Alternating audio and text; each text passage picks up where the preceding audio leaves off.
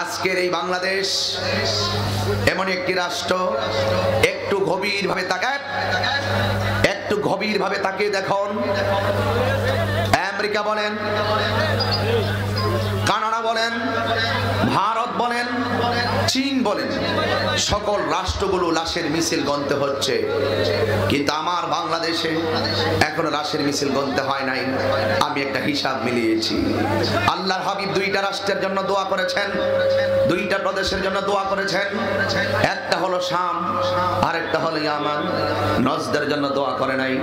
সাহাবারা বললেন, ইয়া রাসূলুল্লাহ, আপনি নজদের জন্য দোয়া করেন না কেন?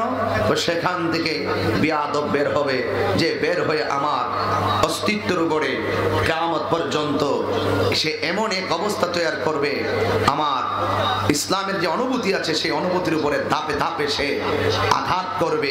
ঠিকই সেখান থেকে বের হয়েছিল আব্দুল ওয়াহাব নজদি। এই নজদির গোষ্ঠীর দালাল বাংলাদেশে আছে না নাই? আছে। শুনুন, সব রাষ্ট্রে লাশের মিছিল গণলো, বাংলাদেশ গণে নাই। আমি মনে করি আল্লাহর হাবিব যে দুইটা দেশের জন্য দোয়া করেছেন, একটা হলো ইয়েমেন দেশ। এই ইয়েমেন দেশের প্রতিনিধি বাবা শাহজালাল আমার বাংলাদেশে আছে না নাই? তার মানে প্রমাণ হলো নবীর দুয়ার ফসলে বাংলার জমিনে আছে। আর না হয় সারা বিশ্বে যেভাবে করোনা স্তব্ধ হয়ে গেছে, আমরা আইসোলেশন আমাদের নাই, আমরা লকডাউন মানি না, হোম কোয়ারেন্টাইন মানি না, আমাদের সেই পরিচিত dialogue stay home stay safe, ঘরে থাকো নিরাপদ থাকো, এটাও আমরা মানি না। আমরা পেটের খোদাই করোনায় বলতে বাধ্য হয়েছি, ভাত দে না হয় মানচিত্র খাবো, কিন্তু আমরা পেটের খোদায় আমরা লকডাউন মানি না। কিন্তু মনে রাখবেন, আমার মনে হয় আল্লাহ পাক রব্বুল আলামিন এই পর্যন্ত আমাদেরকে আল্লাহর ওলিদের উসিলায়, আল্লাহ পাকের ওলিদের উসিলায় আল্লাহ পাক আমার বাংলাদেশকে এখনো রক্ষা করেছেন। এই জন্য যুবক ভাইরা আমার, easy to say but difficult to do, বলা সহজ করা অনেক কঠিন। এখন আমাদের গর্ব করার কিছু নেই, আমাদেরকে এখন সেজদায় পড়ে থাকার দরকার। যে মহান মনি, যে অদৃশ্য করোনা, মরণঘাতী করোনা ভাইরাস দিয়ে তুমি যেইভাবে একটি বিশ্বকে স্তব্ধ করেছ, ঘরের ভিতরে একজনে করোনা হলে টোটাল এলাকা লকডাউন করে দেওয়া হয়। মৃত্যু যদি সন্তান করোনায় মারা গেলে মা সন্তানকে দেখতে যায় না, সন্তান মারা গেলে বাবা সন্তানকে স্পর্শ করে না, বাবা মারা গেলে বাবাকে সন্তান স্পর্শ করে না। এমন একটি স্পর্শকাতর করোনার মহামারীর মরণ। এই মরণ এমন একটি মরণ আল্লাহ বুঝে দিয়েছেন।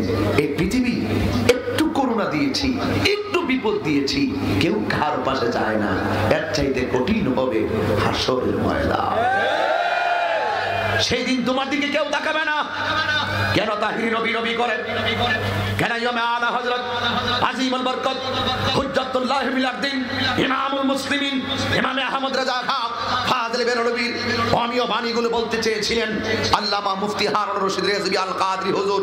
তিনি বোঝাতে সক্ষম হয়েছেন যে এই পৃথিবীতে ভাড়াটিয়া মৌলবি এনে ছলে বলে কৌশলে ঈমান আকীদাকে ধ্বংস করার জন্য যখন একদল মানুষ নবীর বিরুদ্ধে লেখনীর মাধ্যমে, বক্তব্যের মাধ্যমে সাধারণ মানুষের ঈমানকে লুণ্ঠন করার জন্য যখন তারা গোপনে প্রকাশ্যে লেখনীর মাধ্যমে ষড়যন্ত্রে লিপ্ত হয়েছিল, ওই ষড়যন্ত্রের কবল থেকে ঈমান আকীদাকে উদ্ধার করার জন্য যিনি কলম ধরে ঈমানকে রক্ষা নেপথ্যে অগ্রণী ভূমিকা পালন করে রন্ধ্রে রন্ধ্রে মানুষের হাতে ঈমানের সিলেবাস দিতে সক্ষম হয়েছেন, তিনি হলো ইমাম আহমদ রাজা খান আমার আলা হযরত।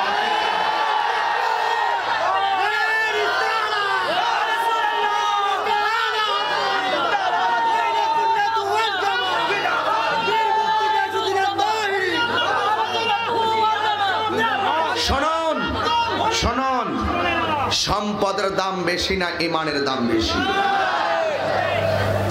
আমরা সুন্নি চেয়ারম্যান পাইছি, আজকের শুভাগমনকারী সুন্নি লড়াকু সৈনিক পাইছি।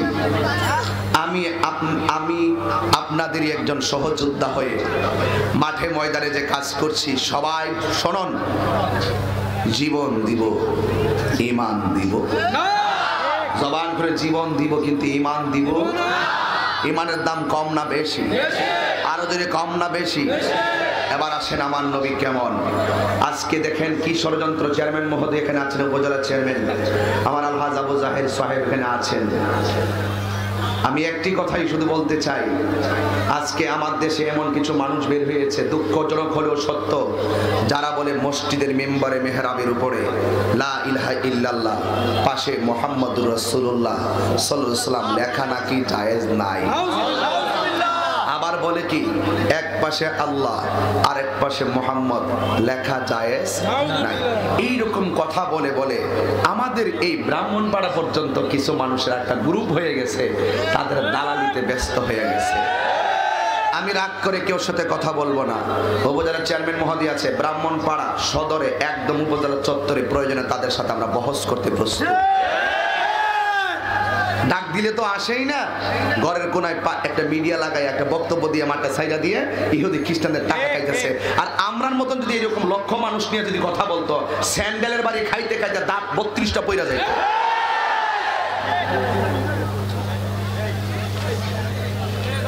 গভীর মনোযোগ, একদম চুপ, গভীর মনোযোগ।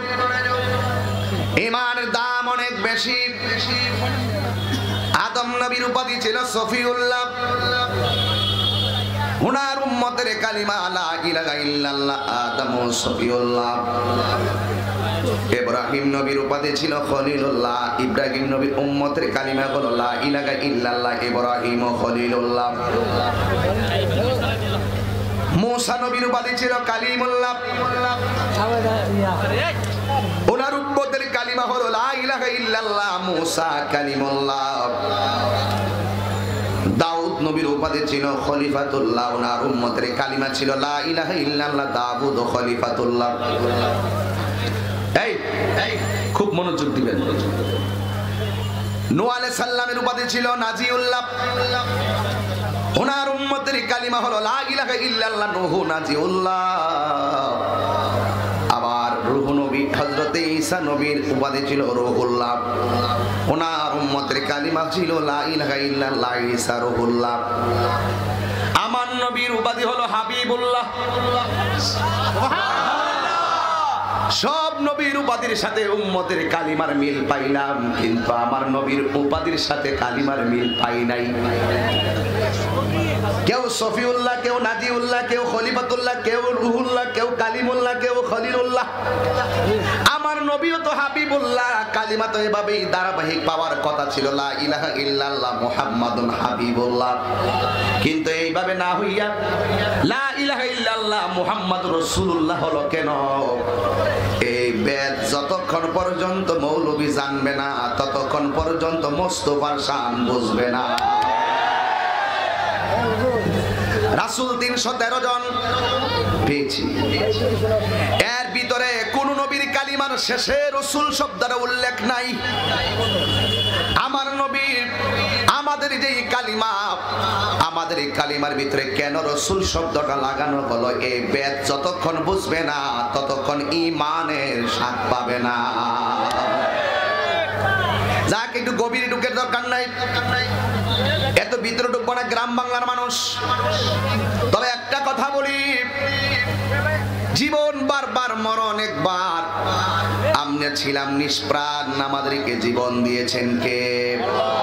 আল্লাহ রাব্বুল আলামিন এভাবে কোরআনের মধ্যে বলে দিয়েছেন, কাইফা তাকফুরুনা বিল্লাহি ওয়া কুনতুম আমওয়াতান ফাআহইয়াকুম সুম্মা ইউমীতুকুম সুম্মা ইউহয়ীকুম সুম্মা ইলাইহি তুরজাউন।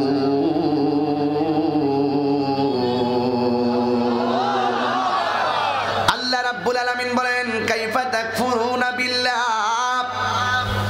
তোমরা কিভাবে আল্লাহকে অস্বীকার করছো? ওয়া কুনতুম আমওয়াতান, তোমরা ছিলে নিষ্প্রাণ। ফাআহইয়াকুম, অতঃপর তোমাদেরকে জীবন দেওয়া হয়েছে।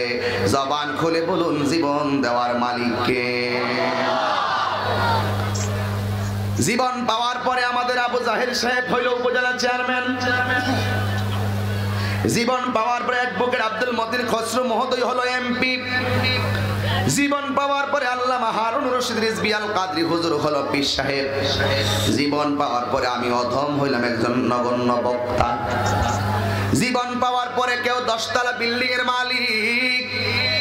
জীবন পাওয়ার পরে কেউ টিনের ঘরের মালিক, জীবন পাওয়ার পরে কেউ মাটির ঘরের মালিক।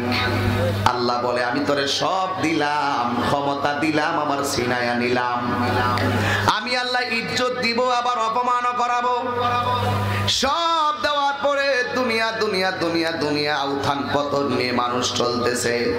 আল্লাহ এই আয়াতের পরের শব্দের মধ্যে এমন একটা শব্দ লাগায়া দিছে, সুম্মা ইউমিতুকুম, আমি আল্লাহ তোরে মৃত্যুর থাবা দিয়া তোর অস্তিত্ব যা আছে সেকেন্ডে সব স্তব্ধ করে দিব। আমি আল্লাহ সব বন্ধ করে দিব। আমি তাহিরি যদি এই মুহূর্তে মারা যাই, আমার চেয়ারম্যান আলহাজ মোহাম্মদ আবু জাহের মহোদয় যদি মারা যান, কেউ বলবে না চেয়ারম্যান সাহেবের আগমন, কেউ বলবে না তাহিরি সাহেবের আগমন, সবাই বলবে লাশ লাশ লাশ। কি বলবে?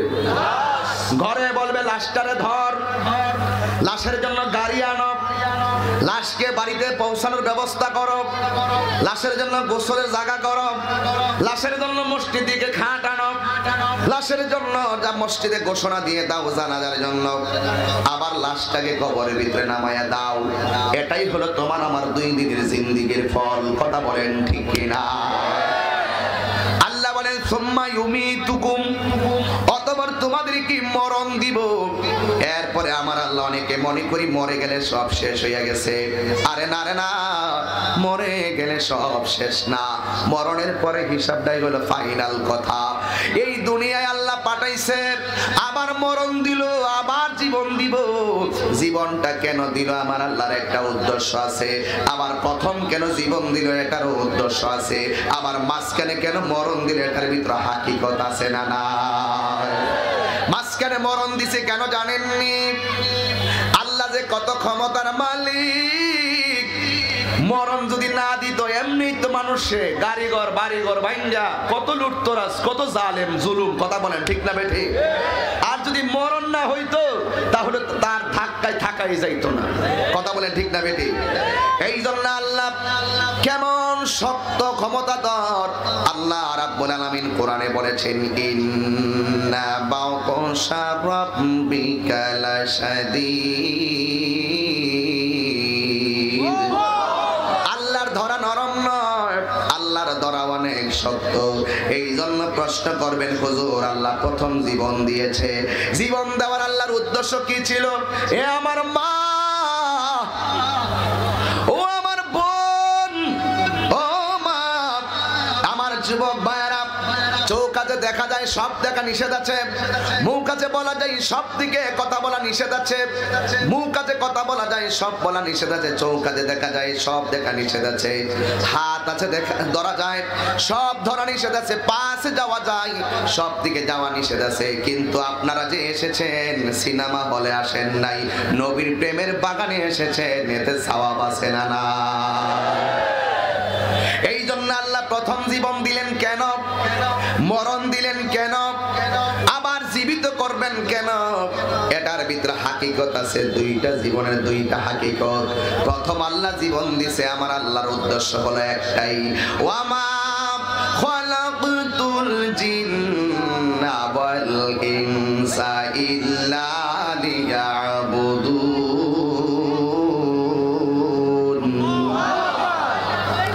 আপনাদের আওয়াজ শুনে আমি শঙ্কিত। আমার মতো মনে হয় অনেকে দুপুরে খাবার খান নাই, মনে হইতেছে আর কি। আমিও খাই নাই, তা আপনারাও খান নাই, কিন্তু খাই নাই স্কোয়ার। আসেন সবাই মিললে একটা আওয়াজ তুলি। আমি যখন তেলাওয়াতটা করব আওয়াজ তুলবেন জোরে সোরে। রাজি আছেননি? একটু বলেন হাসি দেন ইনশাআল্লাহ। রাজি আছেন তো সবাই?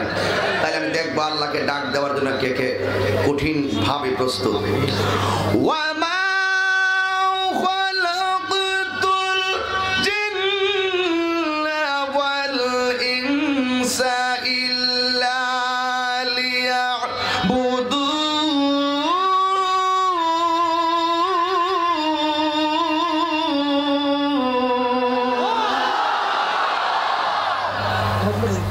আওয়াজটা করতে এলো এখন, মানে আপনারা অনেক চালাক যে তাহির তো শেষে আবার জিকির করলে গলার সাউন্ড লাগবে, এই জন্য কিছু রাইখা দিচ্ছেন না বিষয়টা এরকম নাকি? আচ্ছা ঠিক আছে, জিকির হবে কার? সেই আল্লাহর ডাকতে আপনাদেরকে জবান দিয়ে দেওয়া হয় সিডার প্র্যাকটিস। এটা কি প্রস্তুতি নেন কিভাবে মালিককে ডাকতে হবে। আবার তেলাওয়াত করছি, আবার আওয়াজটা হবে বিকট। দাঁড়ায় দাঁড়াইছেন বাবা, কি আপনারা কিনলে গিয়ে যা আসেন আমি জানি, কিছু খাবার আপনাদের আছে আমার কাছে, কি অসুবিধা হবে? আবার রেডি হন ইনশাআল্লাহ, রেডি তো? আবার তেলাওয়াত করলে যে সওয়াব, শুনলে কি সওয়াব। মারহাবা কোন ওয়ামা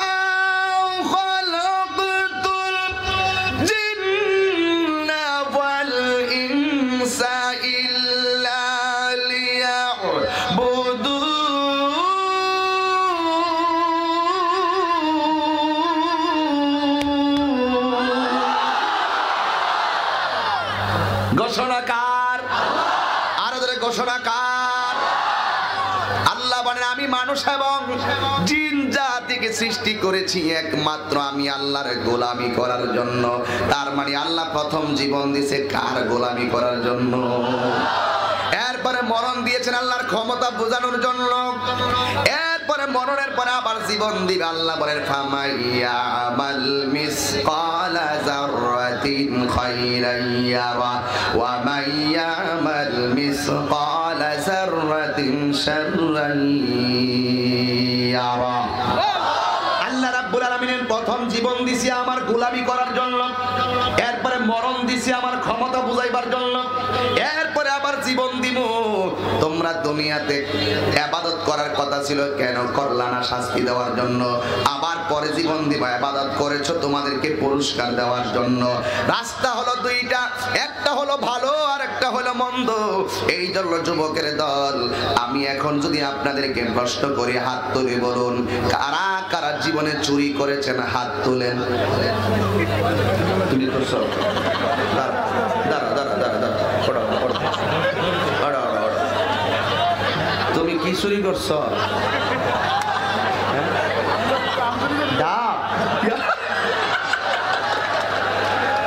ডাব চুরি করছে এই ফুলাটা ভালা বলা বাবা রে।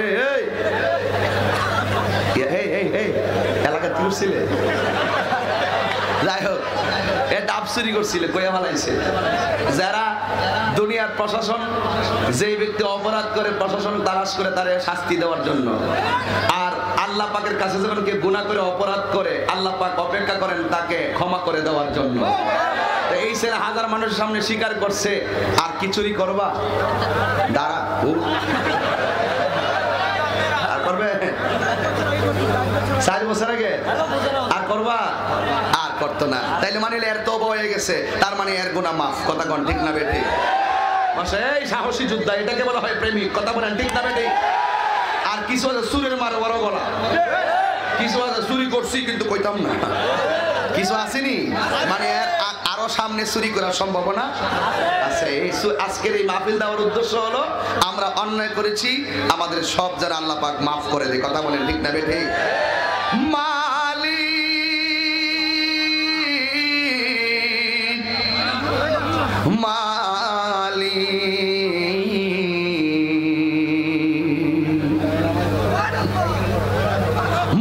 মালিক তুমি জান্নাতে তোমার পাশে আমার একটা ঘর বানিয়ে দিও, একটা ঘর বানিয়ে দিও।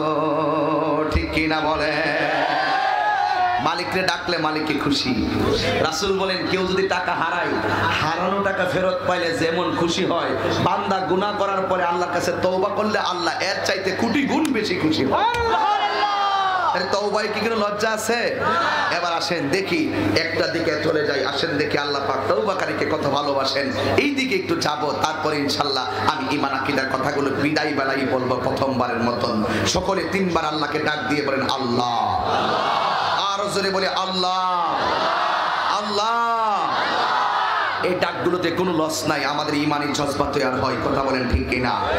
বলেন ইয়া রাসূলুল্লাহ, ইয়া রাসূলুল্লাহ, ইয়া রাসূলুল্লাহ। গুনাহ করলে তওবা করলে আল্লাহ কি খুশি না বেজা? এই জন্য যুবক ভাইরা আমার, তওবাকারীকে আল্লাহ বড় ভালোবাসেন। ঠিক আমি বলেছিলাম মুসা কালিমুল্লাহর কথা। কার কথা বলছিলাম? মুসা কালিমুল্লাহ কি গরম নবী না নরম নবী? এই কথা কেন? আমি এখানে তুই বিশেষ আজকে লেগে আই সর্বনাশ খাইছি রে। আল্লাহ আল্লাহ তুমি রহমত করো। এদিকে তাকাও। মুসা নবী কি গরম নবী না নরম নবী? খারাপ লাগতেছে আপনার কাছে?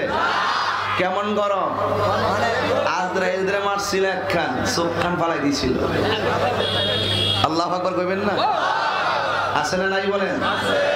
তা এই জন্য নবীদের মাঝে যেমন গরমে নরমে আসিল, সাহাবাদের মধ্যে নরমে গরমে আসিল, বক্তাদের মধ্যে নরমে গরমে আসলে বিশ্ব বদলেছিল, কিন্তু নরম না, কিন্তু গরম।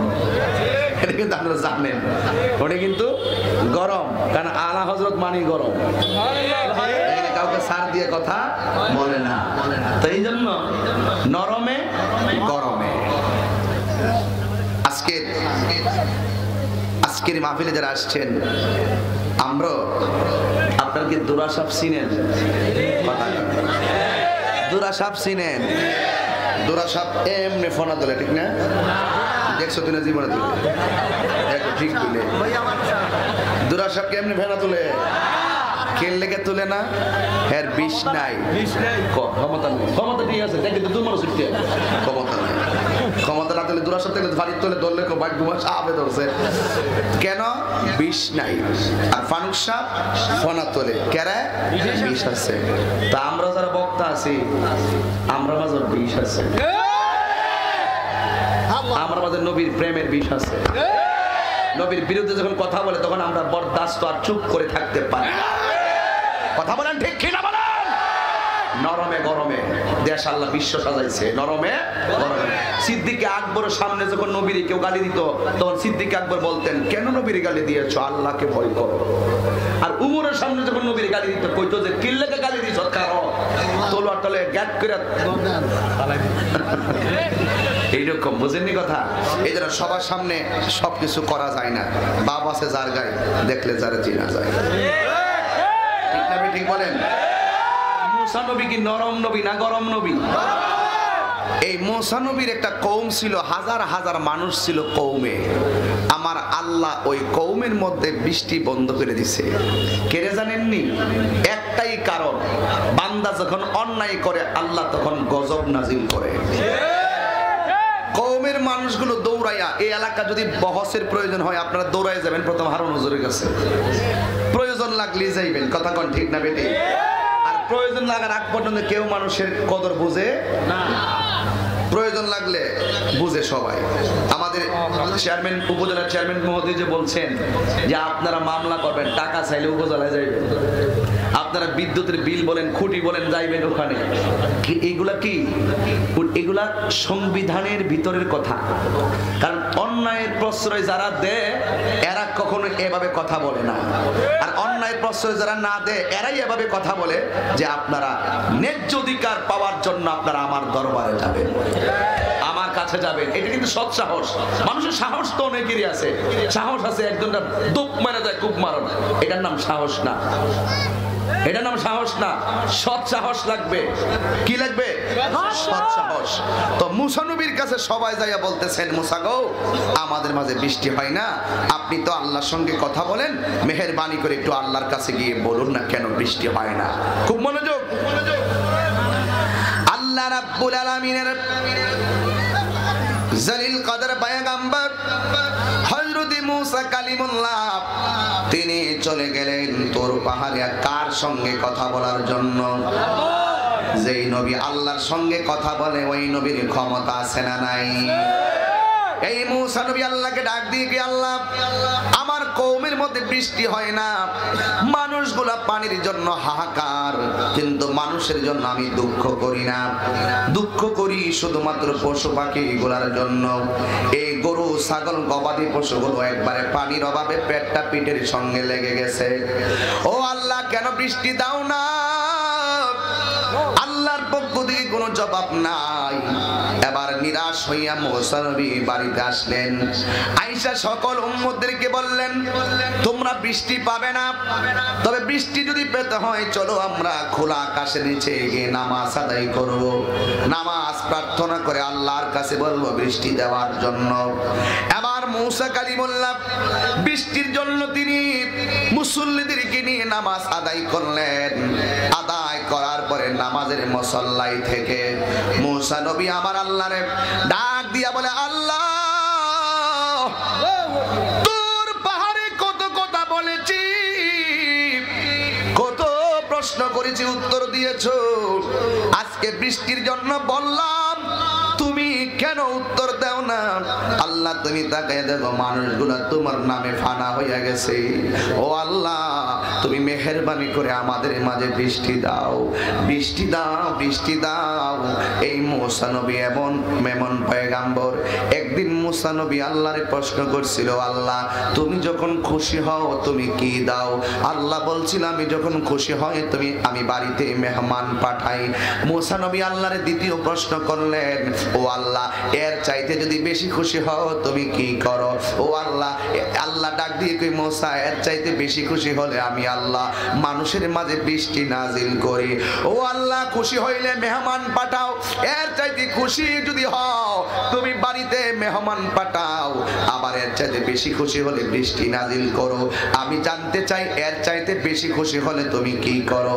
আল্লাহ ডাক দিয়ে কই মুসা রে, আমি যদি এর চাইতে বেশি খুশি হয় বান্দার ঘরে কন্যা সন্তান পাঠা।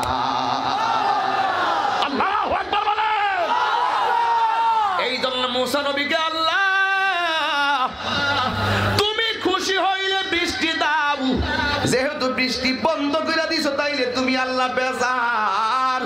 ও আল্লাহ পশু পাখি গুলো না খায়া মরতেছে, মানুষগুলো নিরুপায় হয়ে গেছে, মেহেরবানি করে তুমি একটু বৃষ্টির ব্যবস্থা করো। হঠাৎ করে আল্লাহ রাব্বুল আলামিন ডাক দিয়া কয় মুসা রে, ও মুসা বৃষ্টি হবে না রে, বৃষ্টি হবে না, কারণ তুমি যেই মুসল্লিদেরকে নিয়ে দাঁড়াইছো, তুমি যেই মুসল্লিদেরকে নিয়ে দাঁড়াইছো এই মুসল্লিদের ভিতরে এমন একজন লোক আছে 40 বছর ধইরা এমন কোন গুনাহ নাই লোকটা করে নাই। দিনের বেলা তওবা করে, রাতের বেলা গুনাহ করে, আবার রাতের বেলা তওবা করে, দিনের বেলা গুনাহ করে। ওয়াজটা কিন্তু তোমার দিকে তাকায় ওয়াজটা নিয়ে আসলাম। আজকে কিন্তু তুমি তওবা করেছো, জীবনে আর চুরি করবে না, এরপরে যদি চুরি করো আল্লাহ কিন্তু তোমার প্রতি বেজার হয়ে যাবে। এই জন্য ওয়াজটা সবার জন্য মিলাইয়া দিলাম। এবার মুসা কালিমুল্লাহ ডাক দিয়ে, আল্লাহ তুমি কেন বৃষ্টি দাও না? ও বন্ধুরে, ও পুমকারার বাবারা, ব্রাহ্মণ পাড়ার বন্ধুরা, এবার আমার আল্লাহ রাব্বুল আলামিন বলে মুসা তোমার নামাজের মুসল্লিদের ভিতরে এমন একজন মুসল্লি নামাজ আদায় করছে, 40 বছর ধরে হারাম খাইছে, জিনা করছে, চুরি করছে, গীবত করছে, এমন কোন গুনাহ নাই তার জীবনে করে নাই। আমি আল্লাহ তার প্রতি অসন্তুষ্টি হইয়া তোমাদের মাঝে বৃষ্টি দেওয়া বন্ধ করে দিছি। এবার মুসা নবী আল্লাহরে ডাক দিয়ে কই, আল্লাহ অপরাধ করছে একজন, শাস্তি কেন পাইব গোটা কওমের মানুষ? বাঁচতে পারবেন না। মনে করেন না যে আপনার ঘরের ভিতরে 3টা ছেলে, এক ছেলে অন্যায় করলে শাস্তি সেই পাবে, আপনি 2 জন কেন তারা বাধা দিলেন না, এই জন্য এই শাস্তি আপনার উপর আসবে। অন্যায় যে করে আর অন্যায় যে সহে সে দুটোটাই অপরাধী। কথা কোন ঠিক না বেটি? এই জন্য হযরতে মুসা কালিমুল্লাহ কয়, আল্লাহ অপরাধ করছে একজন, শাস্তি পাইতেছে সবাই কেন? আমার আল্লাহ ডাক দিয়ে কয়, লোকটা যে অন্যায় করত তোমরা এই মহল্লার সবাই জানতো, কিন্তু তারে বাধা দিত না। সে প্রকাশ্য অন্যায় করত, তাকে বাধা দিত না। এই জন্যই তো আমার নবী বলছেন, মান রাআ মিনকুম মুনকারান ফালিগাইরহু। ও যুবক, কোন জায়গায় যদি মন্দ কাজ হয় এই মন্দ কাজের বাধা দিতে হবে জবান দিয়া, এরপরে যদি না মানে হাত দিয়া, এরপরে যদি না মানে তাহলে তুমি কাজ করবা, তাহলে তুমি নীরবে নীরবে ওই কাজটারে ঘৃণা করবা। এটাই হলো ঈমানের পরিচয়। কথা বলেন ঠিক কিনা? আজকে আমাদের উপজেলার চেয়ারম্যান বলছিল মাদকের বিরুদ্ধে, মাদক চলবে না, মাদক মুক্ত সমাজ গঠন করা হবে। ওনাকে আপনাদের সাপোর্টের প্রয়োজন আছে না নাই? সবাই মিলে একটা কাজ করলে কাজটা, কিন্তু 4 বছর আগে চুরি করছে এটা মনে আছে, কিন্তু 4 বছর আগে কি নেক করছে এটা মনে নাই। এর যদি মনে না থাকে 4 বছর আগে কি ভালো কাজটা করছে এর মনে নাই, কিন্তু একজনের কাছে লিপিবদ্ধ আছে। জবান খুলে বলো তিনি কে? এই জন্য বান্দারে অনেক গুনাহ তুমি ভুলে যাও, অনেক সওয়াবও ভুলে যাও। তুমি ভুলে গেলেও আমার আল্লাহ কই মরণের পর আমি জীবনটা দিব ওইগুলার পুঙ্খানো হিসাব দেওয়ার জন্য। মূসা নবী ডাক দিয়ে কি আল্লাহ সবার উপরে কেন বৃষ্টি বন্ধ করলা? আল্লাহ বলে ওরা সহ্য করেছে, ওরা বাধা দেয় নাই। এই জন্য সমাজে যখন মন্দ কাজ হবে আপনাকে অন্ততপক্ষে বাধা দিতে হবে। কথা বলেন ঠিক কিনা? একবার আমারে কয় হুজুর এত ওয়াজ মাহফিল দিয়ে কি হইব?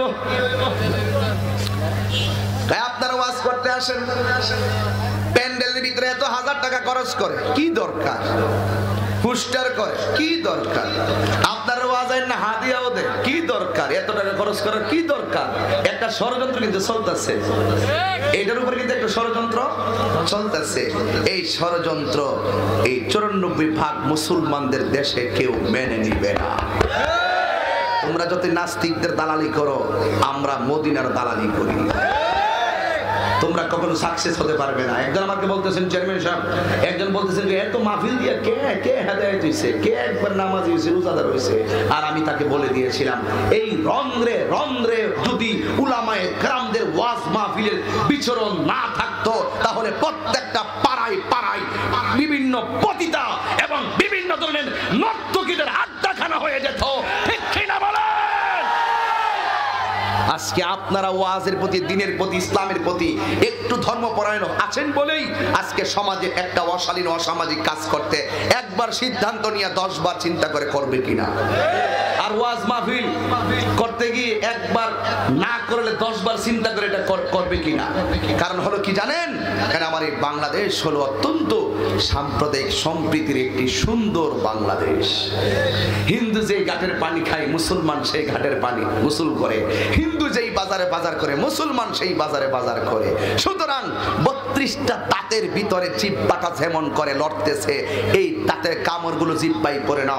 32টা দাঁতের ভিতরে জিহ্বাটা যেমন নিরাপদ, আমার বাংলাদেশে সংখ্যালঘু যারা তারা আমাদের এই মুসলমানদের কাছে তার চাইতে আরো বেশি নিরাপদ। এই জন্যই তো আমরা দেশে করোনা নাই। ইন্ডিয়াতে লাশের মিছিল গনে, ইন্ডিয়া কামানোর চেয়ে বেশি দূরে। এই তো এই যে ঠিক কিনা বলো? এরা লাশের মিছিল গন্ধাছে, কারণটা কি? বাবরি মসজিদ ভাঙছে, মনে নাই? আল্লাহর গজব এভাবেই আসে। উইগরের মুসলমানদেরকে একদম পানির নিচে ডুবাই মারছে। আমি বলি না এই কারণে করোনা আসছে। অর্থাৎ জুলুম যখন পৃথিবীতে বেড়ে গেছে, আল্লাহর বরদাস্ত হয় নাই, আল্লাহ গোটা বিশ্বকে স্তব্ধ করে দিয়েছেন। হাত তুলে বলেন ঠিক কিনা বলেন?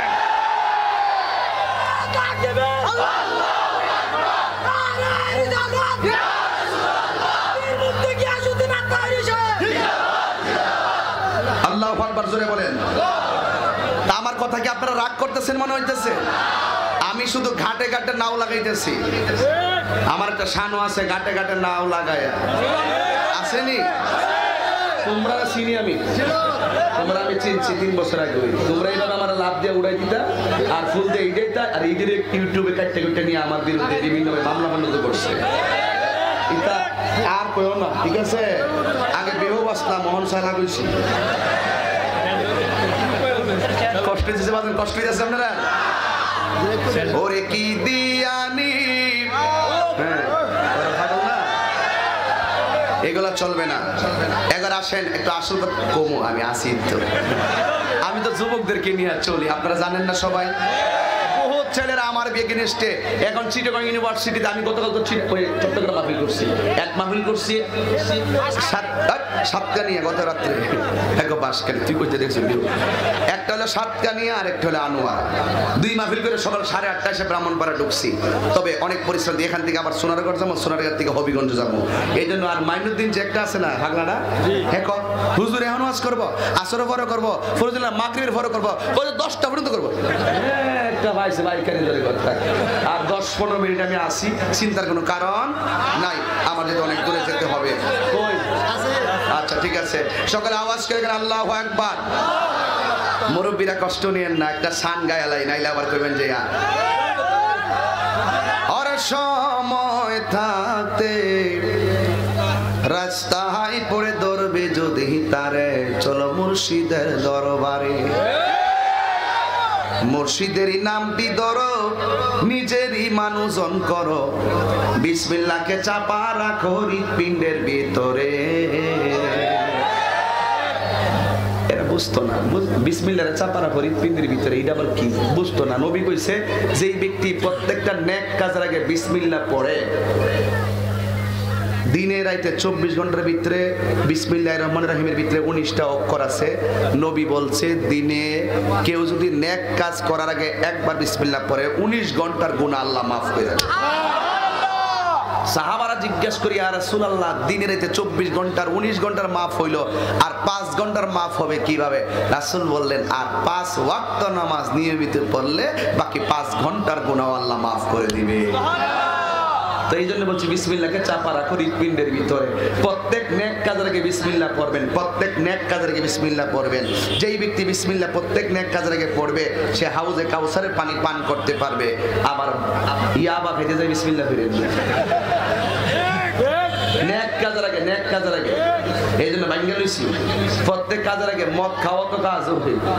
অনেকে যদি বিসমিল্লাহির রহমানির রহিমকে মদ খায় কাজ হইব নি? তবে প্রত্যেক নেক কাজের আগে বিসমিল্লাহ পড়তে হবে। এই জন্য বলছি মুর্শিদেরই নামটি ধরো, নিজেরই মানুষজন করো, বিসমিল্লাহকে চাপা রাখো হৃৎপিণ্ডের ভিতরে। 2 চোখের পানি দিয়া যাই কি পাওয়া তারে, ওর সাথে সাথে মন মহাজন, সাথে সাথে মন মহাজন কিনা হইতে পারে চলো মুর্শিদের দরবারে। মুর্শিদ নামটি পরম ধন, করো তুমি তার সাধন, 3 পুরাতের দন্ন হবে এই কোলে সেই কোলে। বুঝবে না তো বুঝবে না, মোল্লাজি খবর লই শুনি, বিসমিল্লাহতে কয় রঙের পানি সন্ধান জাননি। জানবো কইতে গাড়ি টাইম তো জানবো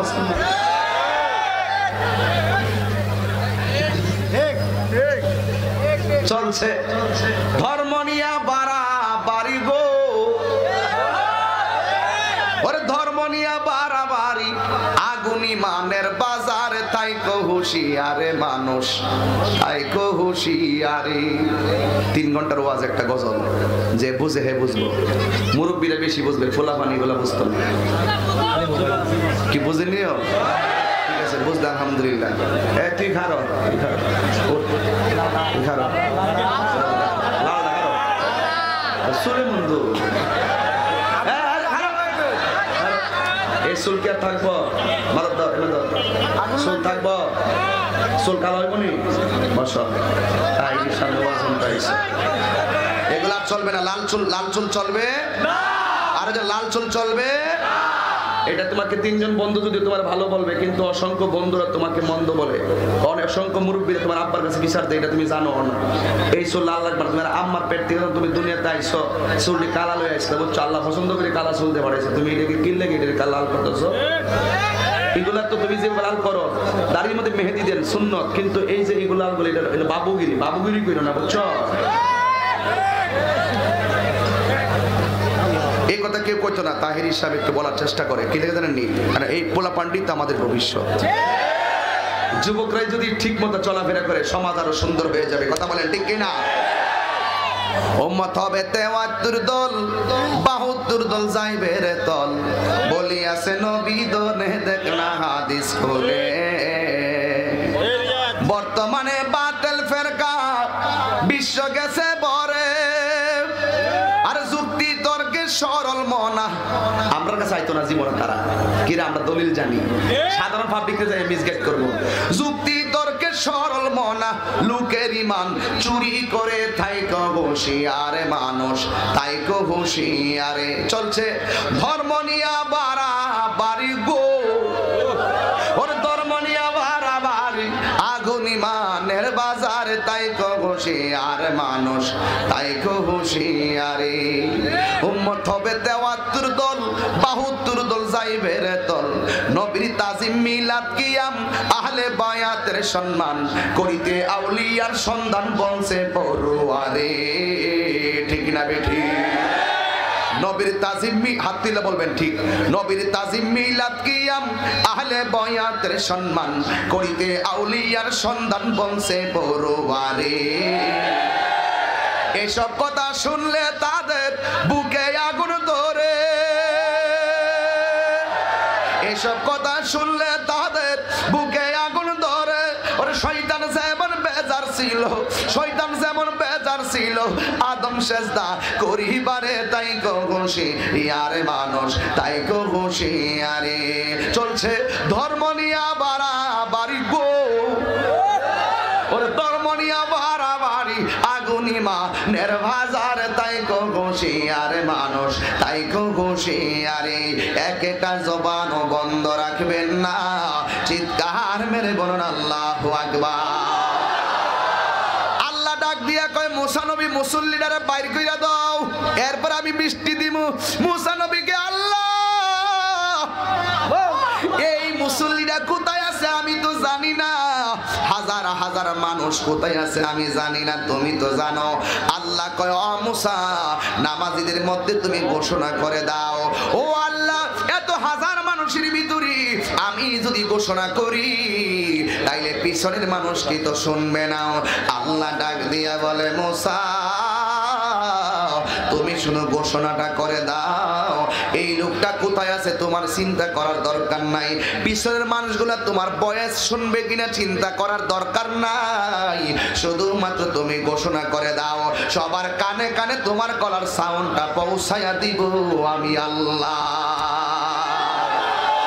এবার মুসা নবী বলেন হ্যাঁ মুসল্লিয়ানি কেরাম বৃষ্টি কেন হয় না কারণ খুঁজে পেয়েছি কয় কেন বৃষ্টি হয় না কয় মুসল্লিদের ভিতরে এমন একটা মানুষ আছে যে 40 বছর ধরে এমন কোনো গুনাহ নাই করে নাই তার কারণে তার প্রতি আমার আল্লাহ বেজার হয়ে গেছে শুধুমাত্র তাই নয় আমরা কেন তোমরা কেন বাধা দিলা না এই জন্য আল্লাহ বেজার হইয়া তোমাদের মাঝেও বৃষ্টি বন্ধ করে দিয়েছে জোহারাল ফাসাদু মিনাল বাররি ওয়াল বাহরি বিমা কাসাবাত আইদিন নাস এবং দুনিয়ার ভিতরে যত গজব আছে যত বিপদ আছে সব আমাদের হাতের কামাই আল্লাহ ডাক দিয়ে বলে মুসা লোকটা বের করে দাও মুসা নবী বললেন তুমি বের হয়ে যাও হাজার হাজার মানুষ সবাই শুধু তাকিয়ে আছে এই নাফরমানটাকে দেখার জন্য কিন্তু কেউ মজলিস থেকে বের হয় না কেউ নামাজ থেকে বের হয় না কিন্তু কেউ বের হয় না বৃষ্টিও হয় না ইন দি মিন টাইমে এবার মুসা নবী বলে কমবক্তা তোমার কারণে আজকে গোটা জাতি অভাবে আছে পানিহীন আছে এই জন্য তুমি বের হয়ে যাও তুমি একলা মরলে মরো কিন্তু আমরা মাইরো না তুমি এখান থেকে বের হয়ে যাও মুসা নবী বের বলার পরে এই লোকটা বের হয় না মানুষগুলো দেখতেছে কেউ বের হয় না কিন্তু কেউ বের হওয়ার আগেই আমার আল্লাহ গোটা মুসল্লিদের উপরে একেবারে বৃষ্টি মুষলধারে বৃষ্টি নাজিল করে দিছে এবার মুসল্লিরা কয় মুসা নবী গো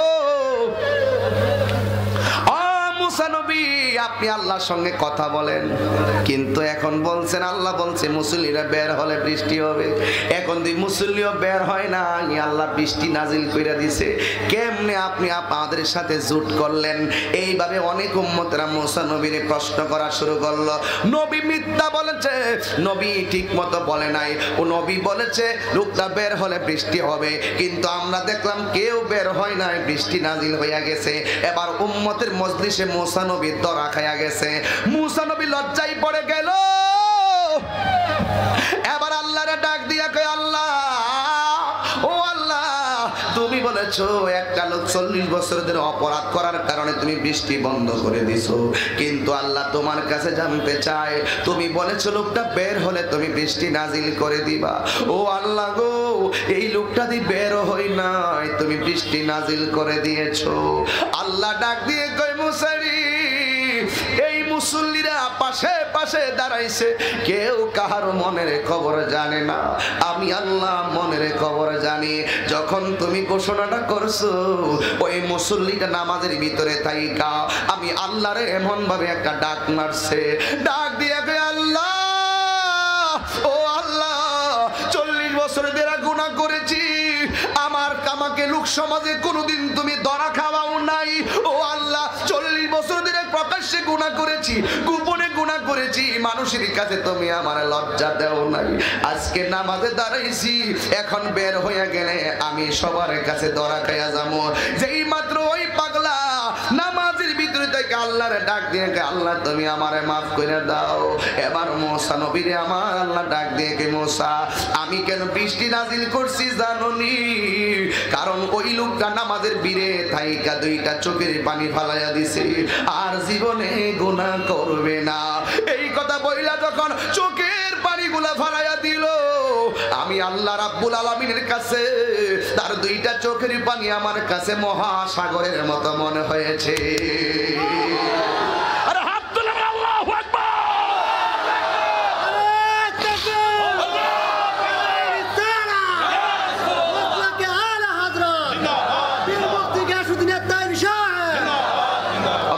আল্লাহু আকবার। আমার আল্লাহ ডাক দিয়ে কই, হে মুসা, আমি তার মজলিসে ক্ষমা করে দিয়েছি, এই জন্য আমি আল্লাহ বৃষ্টি নাজিল করে দিয়েছি। এই জন্য পুমকারার মানুষ আজকে যারা এসেছেন, আপনারা অনেকে গুনাহ করে এসেছেন, খবরদার খবরদার, নিজের হৃদয়ের ভিতরে নবীর মহব্বতটা লালন করে আমার নবীর উসিলায় যদি আজকে মাহফিলে বসে বসে আল্লাহর কাছে যদি তওবা করতে পারেন, আপনারা বলেন আমার আল্লাহ আমাদের জীবনের গুনাহগুলো ক্ষমা করতে পারে কি পারে না? আর জবান খুলে বলুন, পারে কি পারে না? তাইলে আমার সাথে নবীর নামটা তুলে তুলে নবীর উসিলায় ক্ষমা চাইবেন, আমার নিজের হাতের লেখা গজলটা গাইবেন। 2টা হাত আমাদের সামনে সবাই তুলে দেন। ইয়া রাসূলুল্লাহ, ইয়া হাবিবাল্লাহ, ইয়া রাসূলুল্লাহ, ইয়া হাবিবাল্লাহ, ইয়া রাসূলুল্লাহ, ইয়া রাসূলুল্লাহ, ইয়া হাবিবাল্লাহ, ইয়া রাসূলুল্লাহ, তুমি জীবন, তুমি মর, সাউন্ড বাড়াই দেন, তুমি জীবন, তুমি মরণ, আধার ঘরে তুমি আপন, তুমি জীবন, তুমি মরণ, আধার ঘরে তুমি আপন, তুমি মুদের পাড়ের তরি, তুমি মুদের পাড়ের তরি, তুমি নিদানে তোরানে ওয়ালা, ইয়া রাসূলুল্লাহ। আমার হাতের লেখা কষ্ট হইতেছে না আপনারা? একটু হাত নামাইছে কি নবীর মহব্বতে হাতটা কেটে পড়ুক না, অসুবিধা কি? ইয়া রাসূলুল্লাহ, ইয়া হাবিবাল্লাহ, ইয়া রাসূলুল্লাহ, ইয়া হাবিবাল্লাহ, ইয়া রাসূলুল্লাহ, তুমি মোদের আশার আলো, তাই তো তোমায় বাসি ভালো, তুমি মোদের আশার আলো।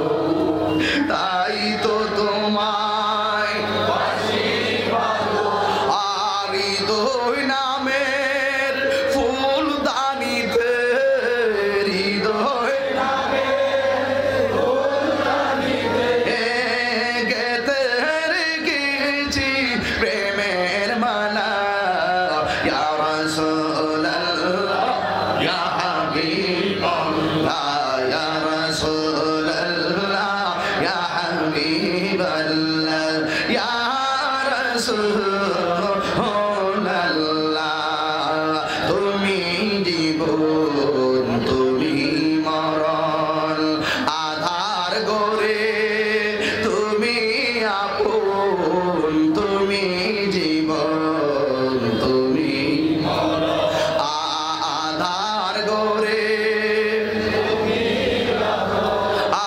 তুমি মোদের পারের তরি তুমি মোদের পারের তরি তুমি নিদান তরানে ওয়ালা ইয়া রাসূলুল্লাহ ইয়া হাবিবাল্লাহ ইয়া রাসূলুল্লাহ ইয়া হাবিবাল্লাহ ইয়া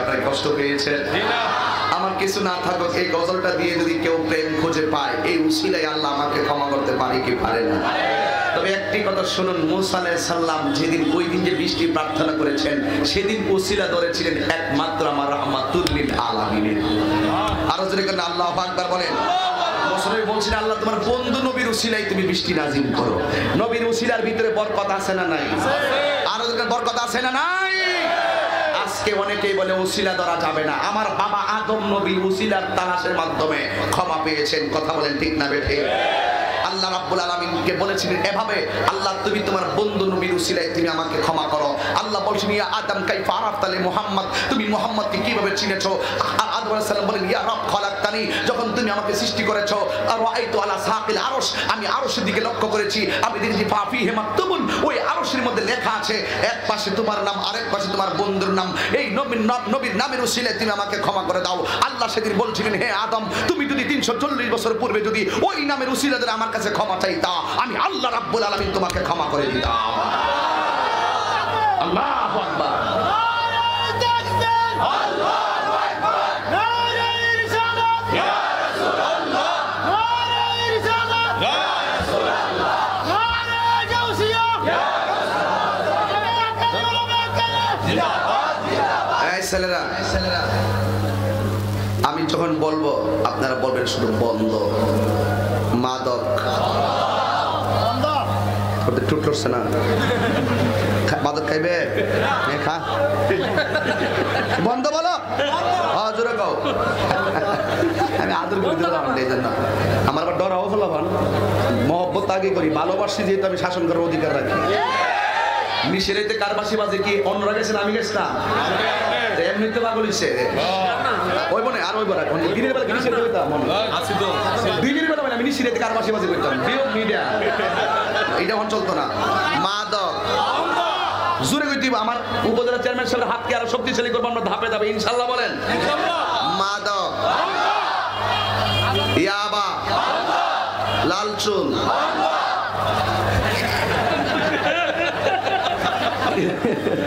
লালচুন চলবো আবার বলেন সবাই জোরে বলবেন মাদক ইয়াবা ফেঞ্চি গাঞ্জা সুদ ঘুষ চুরি ডাকাতি মুনাফিকি গীবত আচ্ছা ঠিক আছে এখন বলবেন চলবে কেমন নামাজ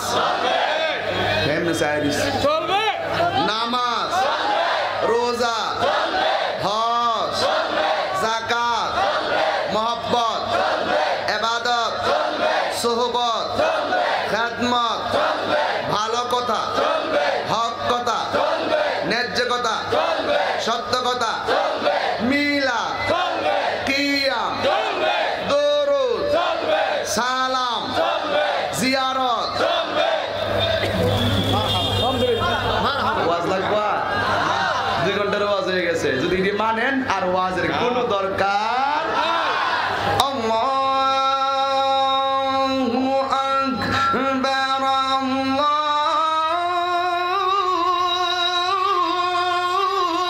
আল্লাহু আকবার আযান শুনলে চলবো নাকি নামাজও লাগবো আল্লাহু আকবার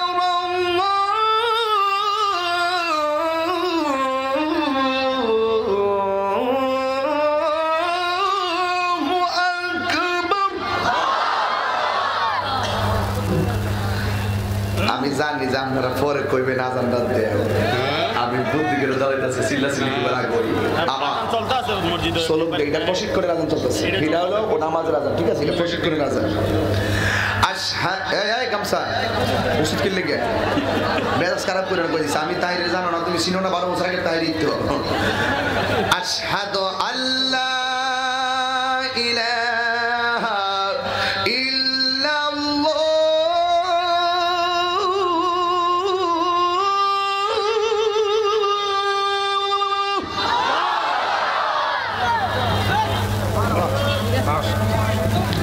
আশহাদু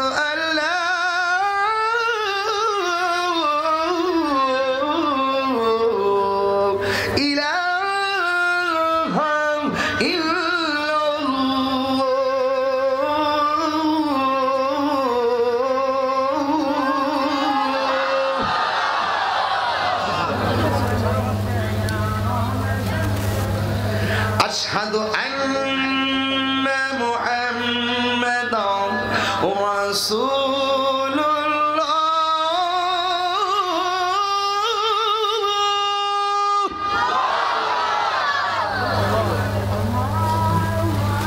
أشهد أن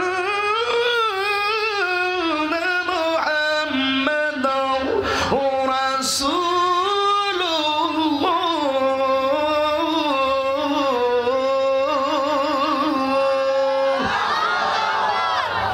নামাজের দরকার আছে না নাই তাহলে আমার সাথে এখন এমন টাইম হয়েছে বলেন নামাজ কি বলো না কাজ আছে কাজ কে বলো এটা কে জিদি নামাজ না হুসাইনি নামাজ কোন নামাজ নামাজ পড়া দুজুকে যাইব নবীর মহব্বত না থাকার কারণে কথা কোন ঠিক কিনা বলেন সবাই দিল খুলে বলেন নামাজ কে বলো না কাজ কে বলো নামাজ বিহীন পর পারে কি জবাব দিবে তুমি ফজর কাটে ঘুমের ঘরে জোহর কাজে কাজে আসর কাটে খেলাধুলায় মাগরিব মাঝে মাঝে ঠিক কিনা বলো হাত তুলে দিয়ে হাত তুলে নামাজ কি বলো না এ কাজ কে বলো নামাজ বিহীন পর পারে কি জবাব দিবে তুমি খারাপ লাগছে চেষ্টা করছি কয়েকটা মেসেজ দেওয়ার জন্য সম্পদের চাইতে ইমানের দাম কম না বেশি ওসিলা ধরলে লাভ আছে না নাই পাহাড় পরিমাণ গুনাহ এক ফোঁটা চোখের পানি উছিলে আল্লাহ মাফ করেছেন এই প্রমাণ পেয়েছেন কিনা যদি আজকে গাড়ি ভইরা গুনাহ নিয়ে আসেন যদি আজকে দিল খুলে তওবা করতে পারেন আল্লাহ পাক আমাদের পাহাড় পরিমাণ গুনাহ মাফ করে দিবে ঠিক কিনা বলেন তবে আমি আমার চেয়ারম্যান মহোদয়ের সাথে একাত্মতা পোষণ করছি এটাই যে আমরা সমাজকে সুন্দর করার জন্য আমরা মাদক নেশা থেকে আমরা দূরে থাকবো রাজি আছি না নাই বলেন তবে আরেকটা কথা পায়ে ধরে বলে যাই এই আসরের পরের টাইমটা হলো দোয়া কবুলের সময় হাতে পায়ে ধরে বলে যাই আমি তাহিরিকে যদি আজকের বয়ানে 1 সেকেন্ডের জন্য ভালোবেসে থাকেন সেই ভালোবাসার দাবি নিয়ে একটা কথা বলবো জীবনে কোনোদিন মা বাবাকে কষ্ট দিবেন না যদি মা বাবাকে কষ্ট দেন তাহলে মনে রাখবেন আল্লাহকে পাবেন না এই মার্চ মাসের 5 তারিখে আমি আমার আব্বার হারাইছি বাবা নামক বট বৃক্ষটায় যদিও ফল না ধরে সারা জীবন তোমাকে ছায়া দিয়ে রাখবে ওই বাপটা যখন তোমার কাছ থেকে চলে যাবে বুঝবে বাবাটা কত বড় সম্পদ ছিল মা কত মমতার চাদর ছিল সেটাতে দিন বুঝতে পারবে এই যুবক আমি সামাজিক কথা বলছি তোমরা তো বলো হুজুর গান গান এই না রে বাবা আমাদেরকে তো যেতে হবে কিছু মেসেজ নিয়ে যাই বাড়িতে জীবনে কি মা বাবাকে কষ্ট দিবেন অনুরোধ করে বলছে মা বাবাকে কষ্ট দিবেন এই জন্য মা বাবাকে কখনো কষ্ট দিবেন না। যার চলে যায় সে বুঝে, যার চলে যায় সে বুঝে। সুতরাং আমি আমার বাবাকে হারাইছি, এখন আমি বুঝতেছি আমার দিনটা কেমন চলতেছে। বাড়িতে যখন যাই দরজাটা দেখলে বাবার কথা মনে হয়, খাট দেখলে বাবার কথা মনে হয়। মায়ের অনেক স্মৃতি আছে। এই অনেক মা আছে ধান দিয়া চাউল দিয়া প্লেট কিনছিল, এই প্লেট গুলো এখন ঘরের ভিতরে আছে না নাই বলেন? আছে না নাই বলেন? আমি শেষ করে দিলাম, তবে একটা কথাই লাস্টের বেলায় বিদায় বেলার একটা কথা, মা বাবাকে কখনো কষ্ট দিবেন, কষ্ট দিবেন না। এটা পরিবেশ নেই, বুঝলাম।